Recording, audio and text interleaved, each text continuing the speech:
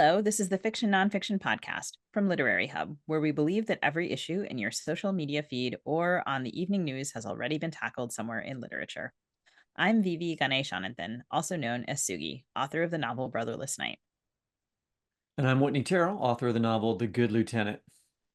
And this is it. We started this podcast in 2017, partly in reaction to Donald Trump's victory in the 2016 election. We've covered his immigration policies, his family separations, his kids in cages, his Muslim ban, his shithole countries comment, his failed impeachments, his sexual assault convictions, his defeat in 2020, his insurrection on January 6, 2021. Oh, no, I don't. That's enough. What? I What? mean, What? we There's put it more. on I got more. that. I No, got I don't more. want more. I don't want any more. I really don't want any more. I don't know if we're going to get more, but I mean, why have we already had to give up so many hours of our life to this guy? Because he seems like a threat, the kind of threat that if we told just the right story about him, not just us, but everyone in the media, everyone with a platform, people would eventually see that threat if we told the story right. Oh boy. Well, we're about to find out if any of that worked. A lot or even a little, because this episode is coming out October 31st, Halloween, and it will be our last episode before the election, which is going to be the biggest trick or treat of my lifetime. Oh my God, when you say stuff like that, I'm like, knock on the wall behind you, man. Cause like, what if it's not? What if it's not? Don't say shit like that. Also, I really hope this is not a horror themed episode. Anyway, um, mine too. And so to take stock of the race, we are going to bring back an old friend of the show, Jess Walter. Jess came on the show all the way back in December of 2017 when we were not yet so jaded to talk about the way Trump and his administration operated like mobsters. And when I say not so jaded, I mean right now I'm super, super jaded. And then he came back in November of 2020 to talk about Trump's loss to Biden in that election. And now we're going to talk to him about the state of the race today, a former National Book Award finalist and winner of the Edgar Allan Poe Award. Jess is the best-selling author of 7 novels, 2 books of short stories, and 1 nonfiction book. His novel Beautiful Ruins was a #1 New York Times bestseller and spent more than a year on the bestseller list, as well as on my reading list. It was also at Esquire's Book of the Year and NPR Fresh Air's Novel of the Year. His latest novel is the national bestseller, The Cold Millions, which he was on this show to talk about. And his short story collection, The Angel of Rome, came out in 2022. His fiction has been selected 3 times for Best American Short Stories, as well as the Pushcart Prize and Best American Non-Required Reading. His stories, essays, and journalism have appeared in Harper's, Esquire, Playboy, McSweeney's, Tin House, Plowshares, The New York Times, The Washington Post, who's taking a bit of a black eye today, and many others. Oof, Jess, yeah. welcome to the show. Yeah, thank you. Thank you both for having me. Congrats on season 8.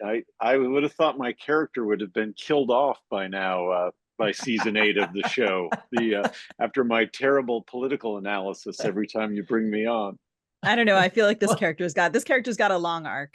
We're Yeah, It's not thrilled. like as Marvel comics or soap operas. You can die and come back. It doesn't matter. that's true. I'll come back as my own twin brother or something. Yeah. Amazing. So we've loved having you on the show, and you've talked about Trump at these crucial times in his political career. And I find it really interesting and helpful in kind of the maelstrom and chaos of this current election to go back and see what we were all thinking in November of 2020, right after he lost, to that glorious moment. And the one thing I noticed that was none of us even discussed the concept that he might run again. So were you surprised when he did? I probably shouldn't have been, but I guess I'm less surprised by him. I mean, he is the desperation with which he's running to not be prosecuted and thrown in prison.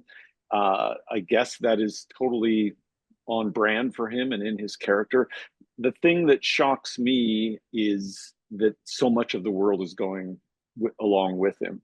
And I think at this point, I can get cynical about politics, but this feels more like human nature, like the greed of billionaires and the sad irrelevance of the media all of a sudden, and the haplessness of the courts. And I suppose as novelists, we all should have seen this all coming. I consider it a failure of our craft that I didn't.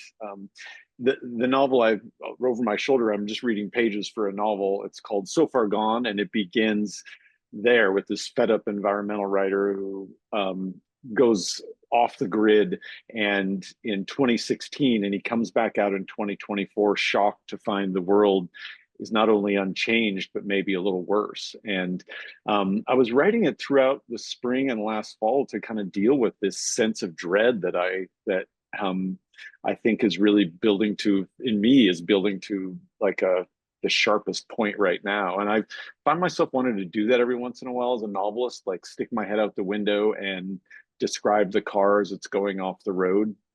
I wrote a novel about the financial crisis of 2008 in a similar way. And they're the closest thing to the way I used to practice journalism, that immediacy. But, you know, in this case, I think I'm reacting in many ways to the thing very thing you're talking about. So the idea that we didn't know, you know, that this snuck up on all of us. I mean, that's the thing that I remember watching the insurrection on January 6, 2020, which was after the episode that we taped. And I know this is a wrong thing to think, because you should be concerned about the people in the Capitol, and I was, of course, but really what I thought was, oh, thank God, then this guy's done. We're done with him. Yeah. I really thought that. I thought there's no way. Yeah. Yeah. And I mean, how could you not? well, I think it's, you know, that's what we're going to maybe try and process here. Like, what are the forces that have led him to be able to recover from that? Yeah. And I'm not sure. Do you have any theories on? I mean, you know, we can talk. We have some questions lined up, but maybe you'd like to posit what you thought about why he was able to come back from that. I mean, to me, the failure of Congress and the failure of the Republican Party. Mitch McConnell is a new biography of him out this week, in which he admits that was an entirely impeachable offense, and has terrible things to say about Trump's character. You know, those kinds of mea culpas now are just kind of sickening, honestly, because we all watched it, and every one of them, they all got up and gave speeches that day. Mitch McConnell, a month later, got up and gave a speech blaming Trump for the insurrection. And so to find ourselves here, we're going to focus for the next week or 10 days on the failure of the presidency, you know, of putting a lunatic back in office. But there was a real failure in whatever Congress's role was here. They were the ones attacked. Every one of them seemed, you know, completely taken by the idea that this guy shouldn't be allowed to be president anymore. And yet, when they had the chance to act, to find him guilty to impeach him and find him guilty in a trial, they didn't. And that would have eliminated, you know, this thing that we have coming now. So I look at that moment as the moment when weakness and failure began, and then it just has crept throughout the entire two-party political Republican Party system, until we find ourselves here again. It's amazing to me that it feels to me really like the insurrection was yesterday. And I mean, now, you know, we've just had a vice presidential debate where the Republican vice presidential candidate was unable to really say, like, Trump lost the election.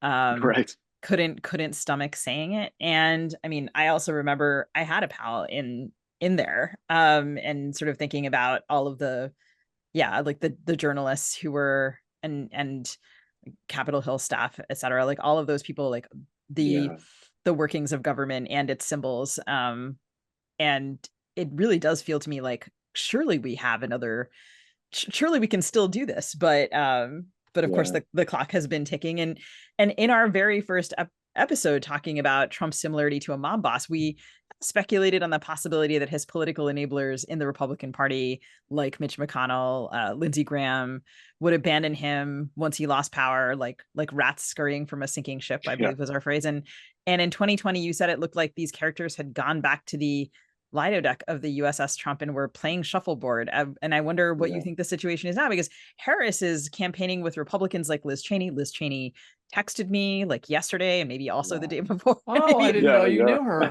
also the day That's before nice. that. Hey, Sugi, it's Liz. There's a fairly Yeah, large Republicans Against Trump group. Just recently, John Kelly also has yeah. been going around saying in interviews that he thinks Trump is a fascist. What was he waiting for? He's Trump's longest serving chief of staff. Um, how is all of this working? Should there have been more defections? Why were there not I mean, more? I will draw the line if Dick Cheney starts texting me. That seems like, I mean, I'm all for bringing as many Republicans in as possible, but that'll give me the creeps if I start getting. But yeah, I mean, what are we at? 24 now of his closest, most important aides, and it's not like we're talking, the deputy minister of interior for, for lawn chairs or something. I mean, we're talking about your vice president, your chief of staff, your attorney general, secretary of state, two defense secretaries, and Liz and Dick Cheney. I mean, this should have been disqualifying, but the disqualifying things have to get in line behind his incredible racism and fascism and sexual predation and Arnold Palmer's genitalia. I mean, there are so many things that should have disqualified him from the presidency at this point. And so there's something else going on here. There's something about human nature and about the desire for, that people embracing maybe his or his apocalyptic views. I mean, there's the Republican Party itself has not turned against him. That's the thing. The greed, the multi-billion-dollar industry that is that political party, and so the people who are doing it there, I applaud them. I wish they'd come out sooner, maybe more forcefully, but the party itself still needs something from him, and that's the most depressing thing for me. I wonder, it also seems to me, and I think this is, I don't know, probably a pretty uncontroversial view, that, I mean, the Democratic Party has moved significantly rightward. And Mm-hmm. I mean, it seems more like us bringing Republicans into the fold. It's almost like we're forming a second Republican Party and bringing Yeah, these non-Trump Republicans, these non-Trump Republicans are bringing us with them. What do you think right. about that? Yeah, I don't know. I mean, there are moments when in reaching for some better outcome of this, you think that a centrist party rises in America and we get away with this two-party system. You think that we get away, we do away with the electoral college. There's some big structural thing that'll come out of it. It's interesting. The bedfellows that have come together now are almost entirely about this man's character. They are not about issues. There isn't a centrist party that has come up saying, let's have moderate tax policy. Let's have moderate, gun control policy. Instead, as you said, the left creeps ever rightward, trying to capture more and more of where the voting population appears to be, especially in these big presidential elections when these unlikely and non-habitual voters come out. And so I don't know. I think because we haven't really had a real realignment of this party system, these defections don't seem to make that much of a difference to where voters really are. I do notice that none of us in any of the previous episodes, we call Trump a lot of names. I don't think we use the word fascist at all. And I don't remember, I mean, you'd see it on Twitter. People would I went to anti-racist protests where people would, make plays on the 45 and turn into a fascist. And I had a pin of somebody putting a swastika into a trash can, that kind of stuff. Yeah. But it's interesting to see it become mainstream now. Like in the last days of this campaign, Kamala Harris was asked by CNN, who's the guy on Anderson Cooper, I think, Yeah, asked right. her, do you consider him a Is he a fascist? She said, fascist? I Yeah. do. And so, Well, so there it is. I wonder if that signals a change in Trump, yeah, but or a change in people the way the were, media is willing to cover him. who called him Hitler back then were people like Ted Cruz and J.D. Vance, and I mean they weren't using the word fascist; they were actually using the word Hitler, and look at the way Lindsey, what's Lindsey's last name? Graham. Graham. Graham, thank you. I was had McConnell stuck in my head again. Look at the way Lindsey Graham referred to him. I mean, with friends like the ones Trump had, and yet they all step in line, and sometimes there's this sense that we're watching a really an extreme game in which maybe they don't believe Trump, is really capable of the kind of fascist things that they're saying, but I mean, everything he says that he will do, and much of what he tried to do in his first term, there's no other word for it. Authoritarian, I guess. But I was watching, one of the hosts of Shark Tank was on CNN, and he said, "Why do you keep using this word fascist? That doesn't appeal to voters. Voters want their rent to go down. Voters want food to be less expensive." And it was one of the most cynical things I think I've ever heard, because I mean, none of that will matter if we lose the basic freedoms, if we lose the sense, whatever idealistic sense you have of America, and however tarnished it is, things can get really bad really fast with a truly authoritarian government.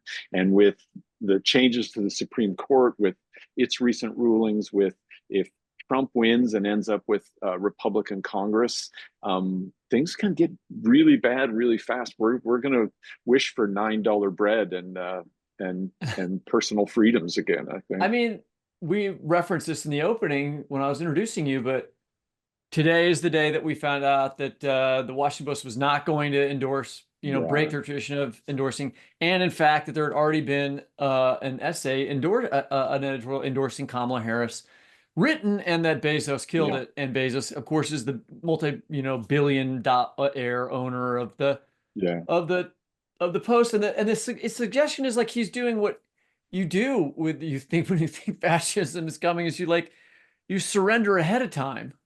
Yeah, well, the oligarchs, it does feel like the oligarchs are lining up, and it's hard for me as a former journalist, because I took that job so seriously, and it breaks my heart to see things. Yeah, I know, and it breaks my. Oh, go ahead, Sugi. Yeah. Oh, I just was going to say, in terms of like people lining up, right? The LA Times had the same problem Times where, too. Yeah, like, I mean, it really is like that. The owner of the LA Times saying that the editorial board declined the opportunity to present the pros and cons of each candidate. And I mean, multiple, I think now it's up to 3 staffers on that editorial page who have resigned. And resignations at the Post too, I believe. They don't matter anymore. Listeners, refer back to a couple episodes ago to our discussion of the Midas Touch Network and the rise of the left-wing YouTubers. You can go listen to them instead. They're not owned by Jeff Bezos. Well, it's interesting. I mean, even when we worked for newspapers, they were owned by business people. Were they owned by oligarchs, though? Bezos is a different creature. Elon Musk is a different creature, and that's that Russian style oligarchy feels almost more apt than the old media companies, as bottom line and corruptible as they were. But it's still hard for me to see people blame the New York Times for this or the Washington Post for this. I could almost guarantee that the number of votes that would have been swayed by that endorsement was probably pretty small. I still think symbolically it's a horrible thing to see, and but newspapers taking such criticism right now, or the media, is difficult, because the media is that's a limping horse that we're blaming for not running very fast. A broken down, headed to the glue factory limping horse. Jess, I wish it weren't true. I love it. I love my reporting background, but they're really not to blame. Anderson Cooper, as stupid as his questions were to Kamala Harris the other night, it's that's not what the problem is here. It's I think it has far more to do with the fact that our attention span has moved entirely to these phones, to algorithms that send us not what we want, but what we fear, and the anxieties. Those tech companies learned long Oh no, I ago. get what I want on YouTube. Come on. I get what Do you? I get a Yeah, lot. Yeah, I do. I do. yeah, I get a yeah. lot of encouragement. I get all kinds of good things. I tend to get just the things that will keep me awake at 3 in the morning. No. Yeah, my phone delivers a steady stream of the anxiety and stress You need that to will just keep me. subscribe to That will, more like Madden how-to YouTubers. They are existing in a are non-political world they? where everything is good. The new Yeah. release is out. Most feared cards are happening. All things are great there, and that's what I listen to. I think a lot of us will be looking for escapes. I may take you up on that. My So. God, my algorithms are much more like yours. Are they? Yeah, yeah. I mean, if I look at my phone at 3 a.m., I'm not going back to sleep because it will tell me the latest poll numbers from, from whatever terrible poll just came in. Okay, so I have this thing about polls. Um, I was listening to a guy named Simon Rosenberg. Do you know him? He's like, he has Yeah, a thing called the Hopium Chronicles, but he's like right. a poll interpreter. And he has a theory that like the right wing is like flooding the zone to like create a narrative of strength that doesn't really exist. And I heard he was posting today on an episode on the Midas Touch, the great Midas Touch network, which I frequently talk about, which also gives me good news about the Democrats almost all the time. Yeah. And here's a quote from what he said. We have in one day Forbes, a right-leaning business organization with a pollster that's been hostile to Democrats. You have the Wall Street Journal releasing a poll with Trump's own pollster. You have CNBC releasing a poll with the DeSantis pollster, and you have Real Clear Politics dropping their own polls. And so he's implying that all of those have like are right-leaning polls with pollsters that are aligned with Trump or people who are friendly to Trump. And those polls were all bad for Harris. Is there anything real to that? What do you think about that? I mean, I am such a believer in science and statistics. I would be one of those terrible people who would ruin your favorite baseball team by going totally with analytics. And so, I do think that there's a lot of noise in these polls. There's a lot of methodology that doesn't add up. I'm also looking at early voting numbers out of Nevada, North Carolina, Georgia, and the number of Republicans who are voting is huge. And so all Harris needs to win is two things: a polling error like occurred in 2022, which is the most recent election, which could be caused by the Dobbs decision, when more women come out to vote, when a lot of those Republicans who are voting in ahead of time in these swing states are probably women voting. In part inspired by the fact that the Trump administration is certain to go after women's health in other ways, and just its basic misogynistic policies. So I do think that's possible, but if it was only the polls, I would find that more believable. But these early returns of early voting and mail voting really tend toward Democrats not performing as well as they did in 2020. I have a response to that, Jess, Oh, which I'm is sure you that they were do. Yeah. discussing this on that same show. A different pollster was saying that Marist ran a study by polling voters who had voted in those states, right? So that Right. even though more Republicans had reported voting, the numbers were Harris up by in those polled voters was ahead of Trump by 8 or 9 points, right? So what if it's that Republicans are voting for Harris? And that's the caveat I gave. There are Nikki Haley voters out there, and so I'm not entirely pessimistic, but I'm probably 55-45 that she's behind, and and so and again, it's I spend way too much time looking at all the numbers, and I follow some of those same theories, and they give me hope.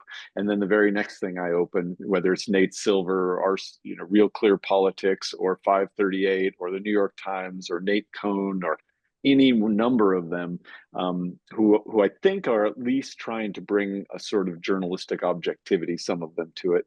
Um, you know, think that the picture is certainly not rosy for Democrats. It's cloudy. It's not necessarily one thing or the other. But I mean, in some ways, my pessimism gives me such hope because every other time I've come on this show, I have been so wrong that that anyone listening who thinks, Let's you know, try that guy's, for yeah, three yeah, times in a row. I think I may be a bellwether of complete rational opposition. So so take joy in the But it's fact that I can't entertaining. It's entertaining. That's all that matters. take joy in the fact that I can't sleep. That's what I would say. Okay. God, we're gonna have to institute a show feature where I just wear a blood pressure monitor during the during the Yeah. recording. Just We'll like, we'll just compare them. I'm 168 over 92. Yeah. um, I also want to talk about the changing way that class has played out in this election cycle. So here, more 2020 Jess. Back then you said, I have always bristled at blaming Trump on working class whites. It's whites. Trump got 55% of the vote of people who make over $100,000 a year. Biden got 55% of people who make less than 50,000. And yet in this election, Harris is stronger with wealthy white voters, particularly women, than Biden was. And she's taking votes from Trump there. But if you believe the pollsters, Trump is winning more black and brown working class male voters, people who didn't vote for him last time and who, what on Yeah. earth are they thinking this time? So is Trump still winning because of white identity voters, or is something else happening there? Yeah, in the novel that I am just finishing, I posit that having a constituency built of the greedy, the ignorant, and the paranoid was an unbeatable combination. So, but actually, I've just seen some fascinating reporting on this too, and the dividing line is less race and less class and more education. And of Uh-huh. course, education is class in some ways. And I think one of the failures I've always thought of of um, of whatever the elites are in America is to not understand that, to not understand that education is a level of class, and so whether it's legacies getting into Ivy League schools or just the preponderance of Ivy League people in government, there is a very real system there. But what we have going on is even more terrifying. Essentially, the dividing line is: do you have a college degree, or have you gone to college at all? If so, then more than likely you're supporting Harris, and so Trump really is building a sort of you know army of the uninformed, and that's sort of a terrifying thing. You're just looking through history at whether it's Maoist China or the Khmer Rouge, or and those are incredibly violent examples. But sort of using education and elitism as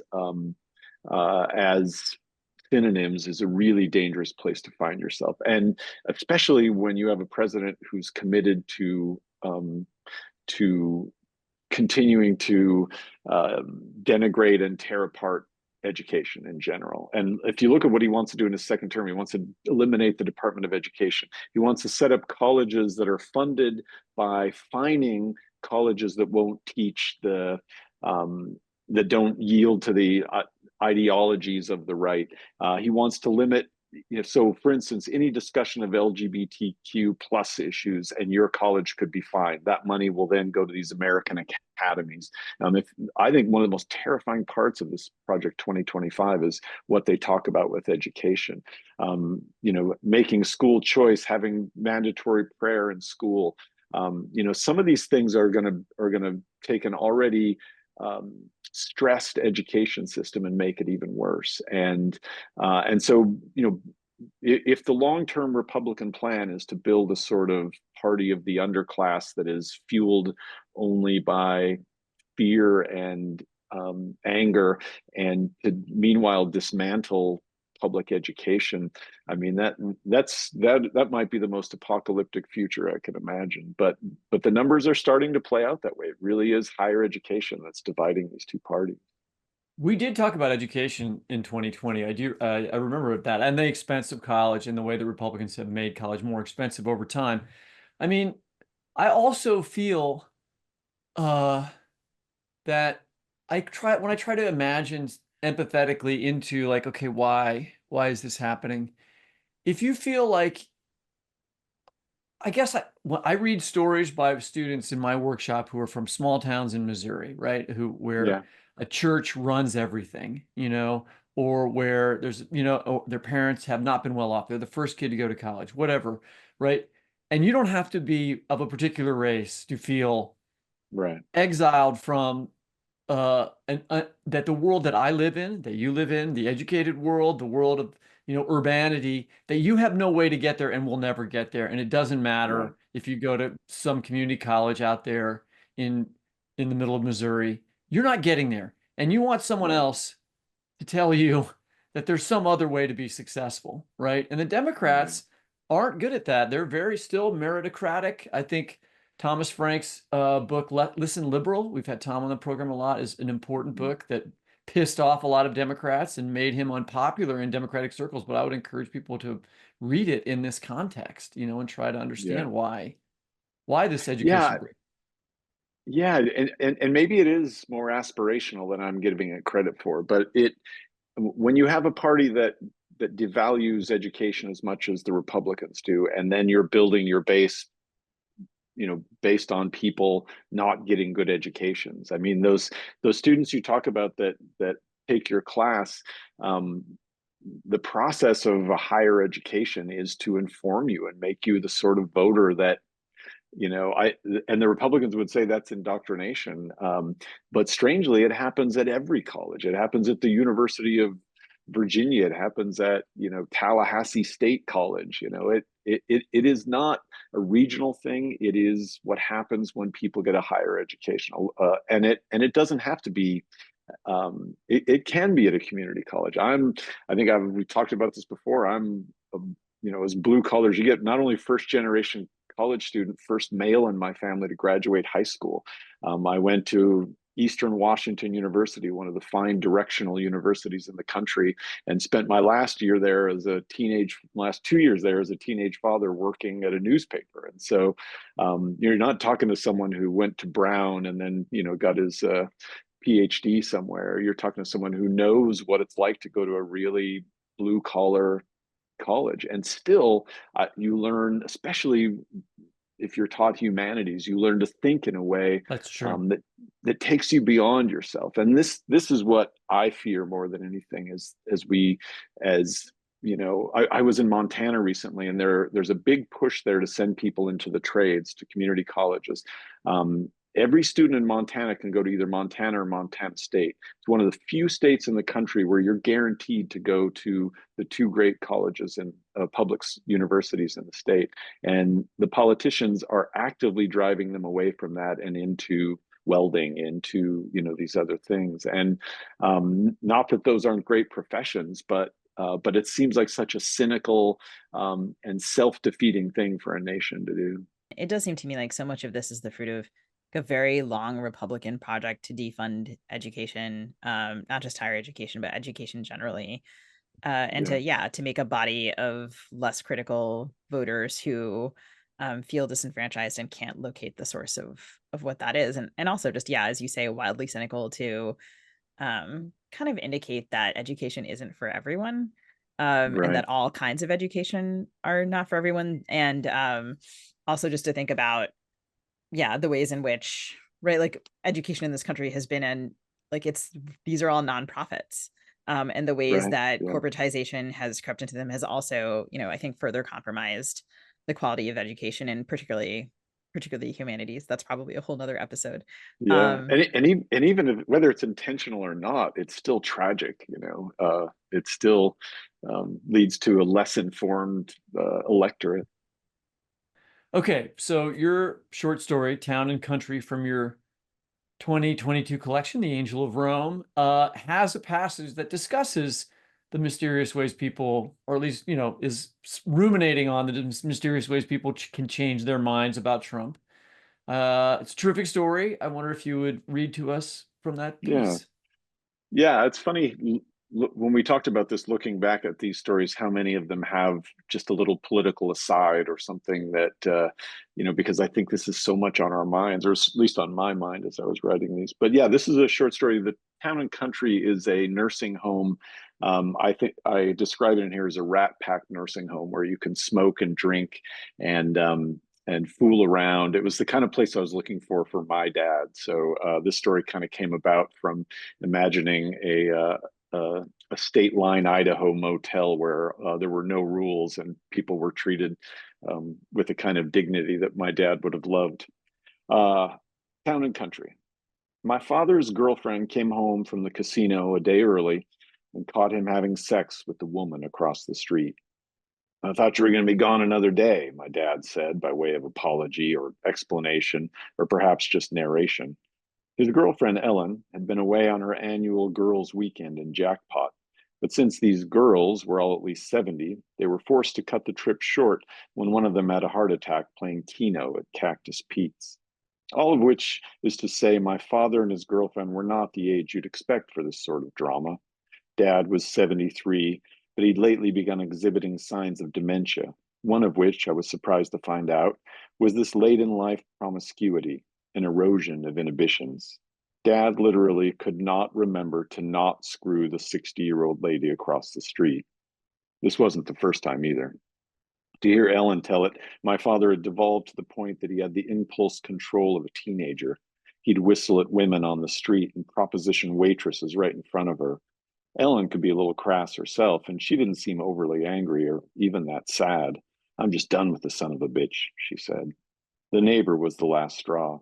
She told me she had no choice but to kick Dad out of her house, where he'd lived since my mother died 14 years earlier. As I backed Dad out of her driveway, Ellen stood, arms crossed, behind the screen door. Next to me, in the passenger seat, Dad squirmed under his seatbelt like a kid. The back seat was filled with boxes of his clothes. I feel like she's slut-shaming me, Dad said. That's not what that means, I said. I had known for some time that Dad was fading. It was one of the reasons I moved back to Boise from Portland 3 years earlier. Dad had begun forgetting names and places and said increasingly strange and inappropriate things. He seemed lost at times, disoriented, and was unsure of the year, the season, the day, classic signs of dementia. But for me, there was nothing as alarming as the day in 2016 when Dad told me he'd voted for Donald Trump for president, that he liked Trump's whole make shit great again thing. There were two reasons this worried me. One, Dad was a lifelong Democrat, a third-generation union craftsman who had never voted Republican in his life. And two, my father was not a moron. Dad, you said a month ago that Trump was a dangerous idiot. Yeah, but that woman he's running against, I don't like her. That woman. Could he even remember Hillary Clinton's name? I pointed out how that woman had been Secretary of State, a U.S. Senator, and First Lady for 8 years, that Dad had twice voted for that woman's husband. But this email thing, he said. My dad didn't own a computer. He didn't know an email from an emu. But this is what happened with him now. He would hear some phrase on TV, Hillary's emails, slut-shaming, make America great again, and it would rattle around in his brain until it became real. What about her emails, I asked. Well, he paused for a moment. I sure as hell don't want her sending any to me. Thank you. I've actually been, well, my father has Parkinson's, so the disinhibition thing happens with those patients as well. And I heard Ezra Klein recently talking about Donald Trump as a particularly disinhibited person, right? That he has extraordinary ability to be disinhibited. And it made me think about this, Sugi, don't get mad, that what if there's something about Trump that part of the issue is for younger voters, man, that he's fun. I'm not saying, that's true for me, but I do teach in class like all the time, like, hey, the characters who violate the rules and break stuff and cause problems and have flaws are more interesting than characters who always know what's right and follow the rules and tell you what the rules are. Nobody likes characters like that, And here we are again, though. We talk about Trump all the time, and in some way, because what he's doing is entertaining, I think, or at least attention grabbing, right? And that Harris's best moment in the polls was right after her convention and the debate where she was entertaining. She was saying stuff that people were like, oh, can you believe she said this, right? There was a moment when people wanted, and Walz was doing that too. right? And somehow they're not doing that right now. And Trump is still able to grab the microphone and do his show, and the Republicans are put in this sort of skies falling kind of situation, while Trump is like Yeah. telling stories about Arnold Palmer. And that makes him more interesting to listen to. Is that part of the issue? Boy, it probably is. I mean, we have to rewind the tape to 1960 and that first moment when politics and entertainment collide in this way. And now we're so far down that road that we don't even notice that yes, he is a more compelling character in the tragedy of American life, possibly. And I have to say, Trumpism has made me a little angry that I've become more earnest and reverent than I I know. really am. We're supposed You to be know, the right? the Yeah. I fun mean, guys who break the rules. The writers weren't supposed to be running around talking about democracy all the time. and yet, I mean, and so he's a buffoon. There is a dark comedic quality about him. Go watch Veep. Go rewatch the show Veep, and you will see, you know, political uh, language that you think no one could possibly get away with, and somehow he goes beyond that. And so there is a path, and I told my kids the first time he was elected, you do whatever you have to do to cope with the next 4 years, because it's going to be difficult. So if one of them is laughing at this buffoonish character, at finding some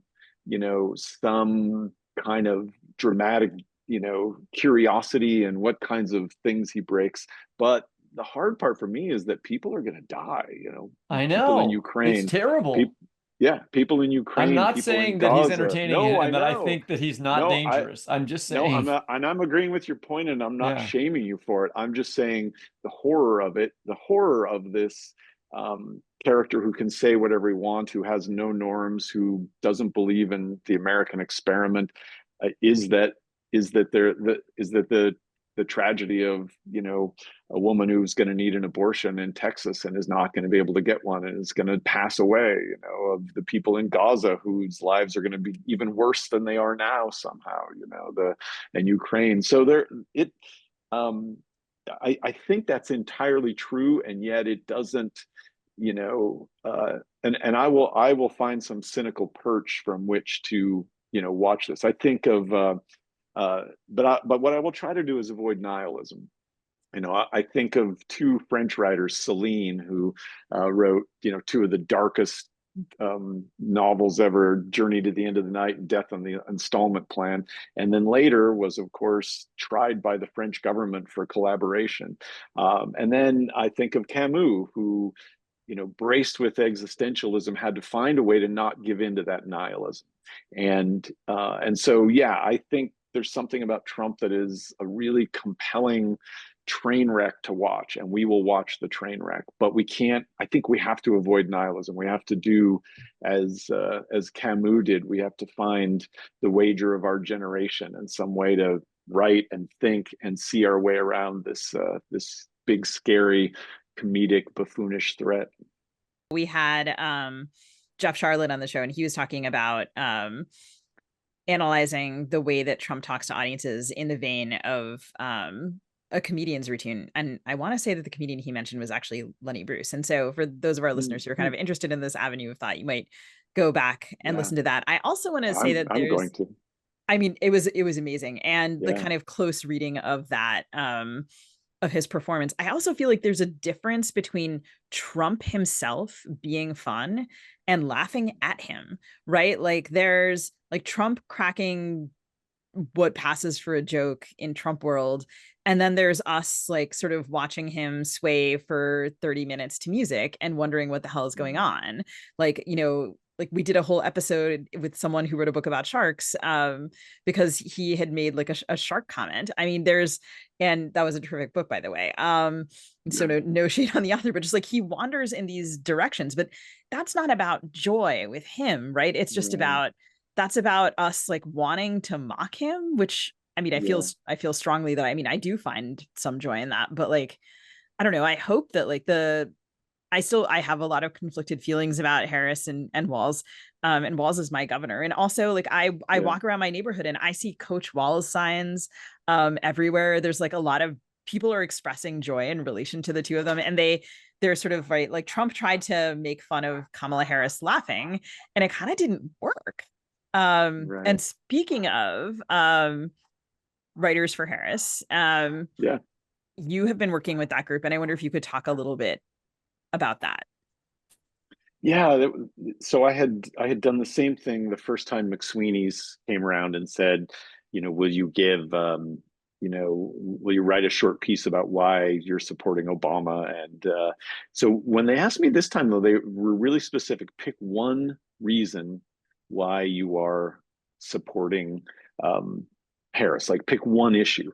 And I realized this was such a difficult thing. And we were talking that about the question of joy and the amount of joy that the right takes in us being so angry and indignant about Trump struck me at that moment. And like we were saying, Whitney, we aren't the funny ones anymore. We're the outraged ones, and that puts you in such a strange position. So it kind of caught me off guard trying to think of, I mean, because it was such a large thing to try to write about. What one issue would I choose to say why you should support Harris? And so the lead to my piece was, being asked to pick one issue, one reason to support Harris over Trump is like being asked to pick one reason why you prefer brunch to botulism. It's like,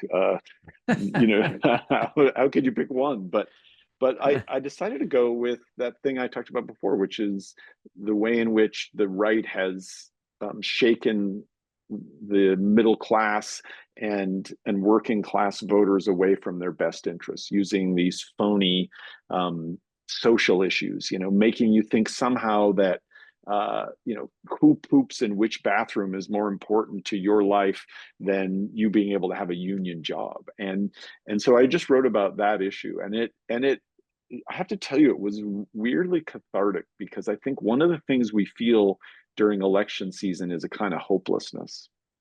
There's nothing we can do. We're watching the drunk man ride the bicycle off the cliff. That's all we're doing. And so just even to write one small thing, throw it out into the ether, because I've sort of left social media because of the dumpster fire that it is. And so just even writing that one thing, and so I guess that for me that was the lesson. Call people in swing states, donate money, if you can, write a small piece there. Anything I could do that wasn't just looking at my phone turned out to be really, really heartwarming and welcome.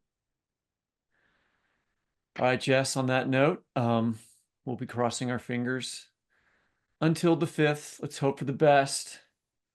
And in the meantime, listeners, what you should do is go buy a copy of The Angel of Rome or any one of Jess's excellent books, which are available at independent bookstores near you. Or wait for me to be on season 9 as my own twin, which I'm so excited for. First, listeners, vote, then go buy the book. That's right. Right. Let's do it that way. Yeah, exactly. All right. Thank you. Thank you. Thanks so much, Jess. Yeah, thanks, guys. You're such pros.